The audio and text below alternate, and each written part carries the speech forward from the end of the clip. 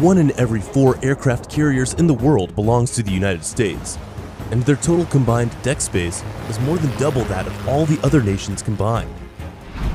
But the biggest worry for competing nations isn't that, it's the United States Supercarrier.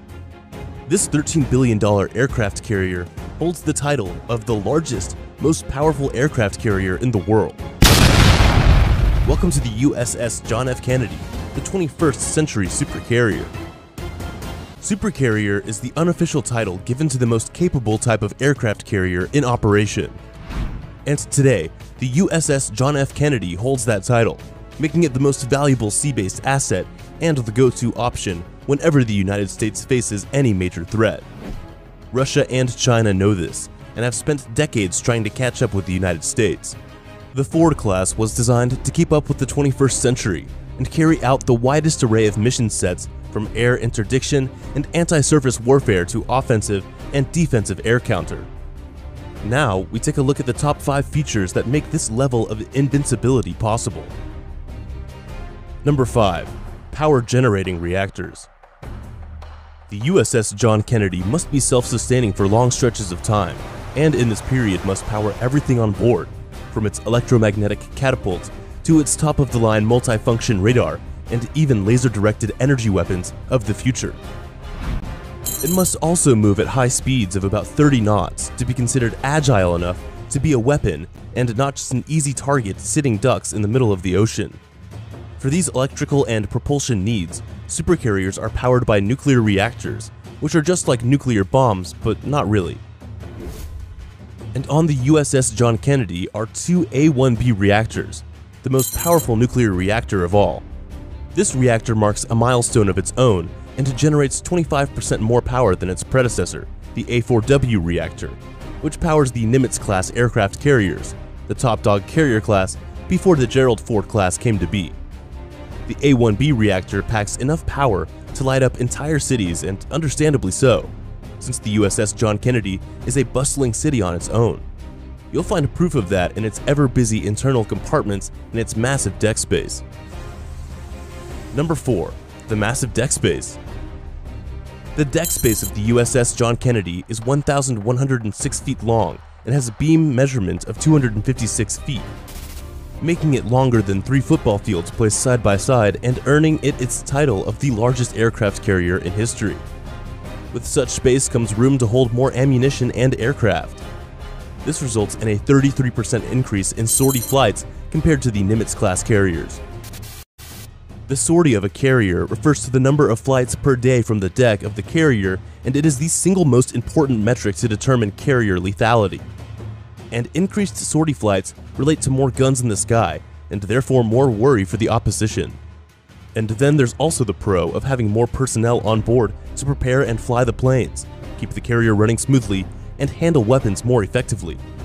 Some would say a larger deck means there's more ground to cover to get weapons loaded on jets, but this isn't necessarily so.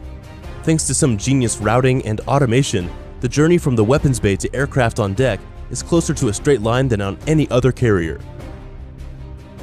Number 3. Advanced launching and arresting gear systems.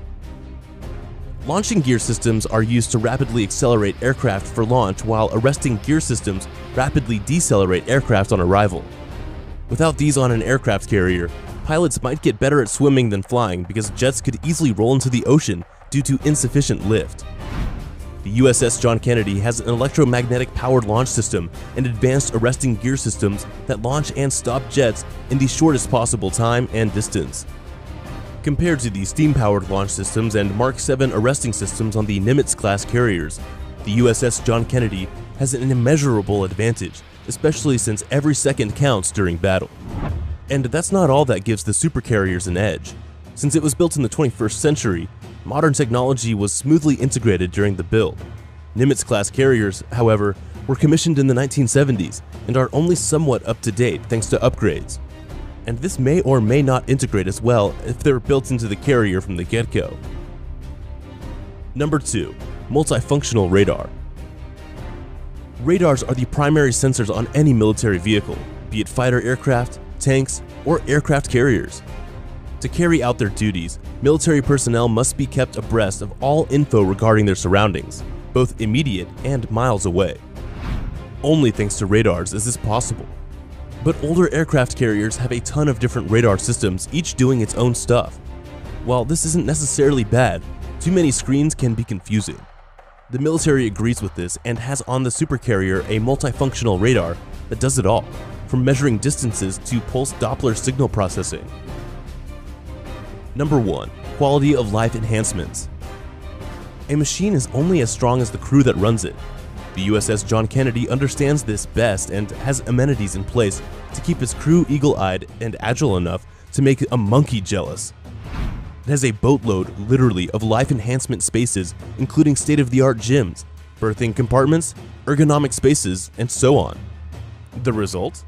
Some of the most hardworking people in the world being able to operate a moving city on their own and maintain its might to dominate the battlefield when the action is about to go down. Aircraft carriers have proven to be the largest statement makers. To an extent, they directly determine a nation's international influence.